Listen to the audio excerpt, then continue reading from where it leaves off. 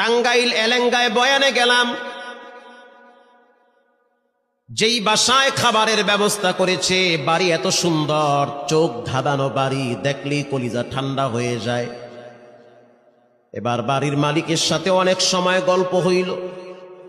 বাড়ির মালিক বলতেছে, হুজুর আমি কাঁচা তরকারি বিক্রি করতাম, কাঁচা তরকারি বিক্রি করে করে আমার পেট চালাইতাম, কাঁচা তরকারি বিক্রি করে এত দামি বাড়ি কেমনে বানাইছেন?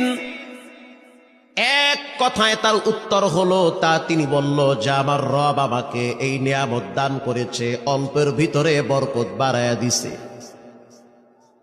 আমি বললাম, কেমনে এই বরকত আসলো, কোন রাস্তা দিয়া? তিনি জবাব দিতেছে, প্রতিদিন সকালবেলা আমি সবজি কেনার জন্য গ্রামে যাই। কষ্ট হয় আপনাদের? সবজি, কাঁচা তরকারি, কদু, ঝিঙ্গা, তুরই, বটবডি, পেঁপে এগুলা কেনার জন্য আমি ভ্যান নিয়ে গ্রামে যাই। আমি রাত্র প্রায় 4টার সময় ঘুম থেকে উঠি।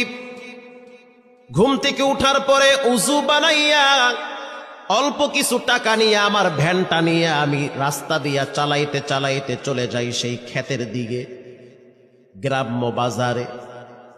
আজান হয়ে গেলে ভ্যান রাইখা আমি নামাজের জন্য মসজিদে ঢুকে পড়ি। নামাজ শেষ হওয়ার পরে আবার আমার ভ্যান নিয়ে আমি আমার গন্তব্যে রওনা হই। ঘটনাক্রমে একদিন সুবহ সাদেকের আগে এখনো পর্যন্ত সূর্য ওঠে নাই।